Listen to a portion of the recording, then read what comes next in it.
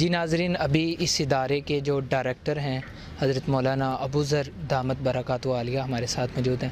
آئیں ان سے جانتے ہیں، اس ادارے کا تعارف بھی لیتے ہیں اور وہ یہاں پہ جو ہیں وہ انتظامیہ کی جو ہے وہ ذمہ داریاں سر انجام دے رہے ہیں، ان سے پوچھتے ہیں اور اس پروگرام کے حوالے سے بھی ان سے ان کا اظہار خیال جانتے ہیں۔ السلام علیکم۔ وعلیکم السلام ورحمۃ اللہ۔ سر پہلے تو آپ اپنا تعارف کروائیں اور اپنے ادارے کا بتائیں۔ میرا نام محمد ابو ذر ہے اور میرے والد محترم حضرت مولانا قاری محمد طیب صاحب محتمم جامعہ حنفیہ برے والا، میں ان کا بیٹا ہوں اور یہ اس جامعہ اسلامیہ کی ذمہ داری میرے اوپر ہے۔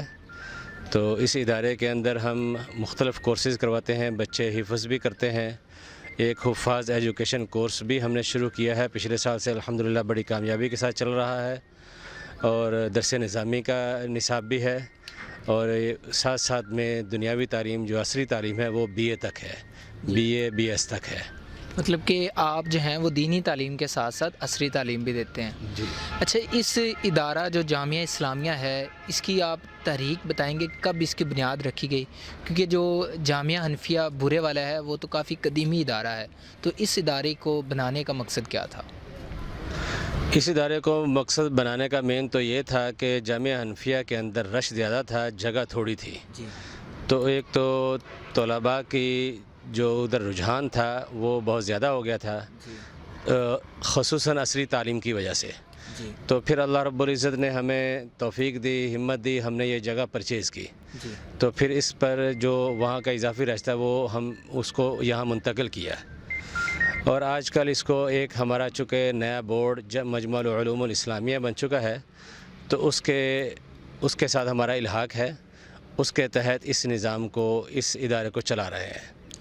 اچھا جی، ہماری ٹیم کا یہاں پہ آنے کا ایک اہم مقصد تھا کہ جو ادارہ جو ہے وہ جس کا آپ نے ابھی نام لیا ہے MUI، اس کے زیر اہتمام یہاں پہ 2 روزہ تربیتی ورکشاپ چل رہی ہے، اس کو کوریج کرنے کا کہ اس میں جو ہے وہ اساتذہ اکرام کی کیسے تربیت کی جا سکتی ہے، تو اس کو ماشاءاللہ سے آپ جو ہیں وہ سربراہ کے حوالے سے دیکھ رہے ہیں۔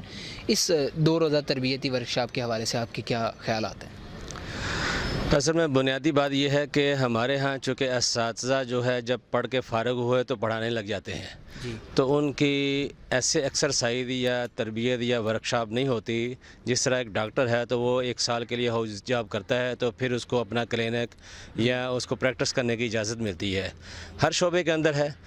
تو ہمارا مین مقصد یہ تھا کہ اساتذہ اکرام جو ہیں وہ پڑھنے کے بعد جب پڑھانے لگیں تو ان کو کم از کم پڑھانے کے جو طریقہ کار ہیں، جو جدید دور کے مطابق، جدید تقاضوں کے مطابق نیو جنریشن ہے، اور حالات کو، اپنے ملک کے حالات کو سامنے رکھتے ہوئے، موجودہ ضروریات کو سامنے رکھتے ہوئے ہم اس کو اس انداز سے کریں کہ استاد جو ہے اس کو پڑھانے کا فائدہ بھی ہو، اس کی محنت رائگاں بھی نہ جائے، اور طلباء کا وقت بھی ضائع نہ ہو، ٹائم ضائع نہ ہو، اور ان کا مستقبل خراب نہ ہو۔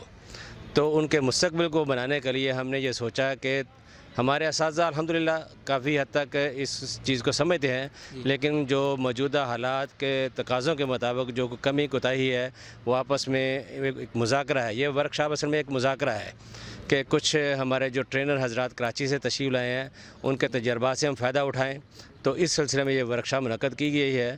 تو الحمدللہ آج یہ اس کا دوسرا دن بلکہ آخری سیشن ہے، ابھی شروع ہو رہا ہے۔ تو اس میں تمام تر شرکاء نے بہت زیادہ اس سے فائدہ اٹھایا ہے، بہت زیادہ مطمئن اور بہت زیادہ خوش ہیں، اور الحمدللہ تقریباً 56 مدارس کے 130 کے قریب اساتذہ اکرام اس ورکشاپ کے اندر شریک ہیں۔ جی ماشاءاللہ، جیسا کہ آپ نے جو ہے وہ مولانا حضرت ابو ذر دامت برکاتہ عالیہ کی گفتگو سنی کہ اس 2 روزہ ورکشاپ کو کروانے کا جو ذہن ہے وہ ان کو بورڈ کی طرف سے ہوا، جس میں انہوں نے یہ اقدام اٹھائے اور اس کو وینیو بنایا گیا جامعہ اسلامیہ کو، تاکہ جو ہمارے دینی مدارس کے اساتذہ اکرام ہیں ان کی تربیت کی جا سکے، تاکہ بچوں کا بھی وقت بچایا جا سکے اور انہیں جدید علوم کے ساتھ سکھایا جا سکے۔ جی شکریہ۔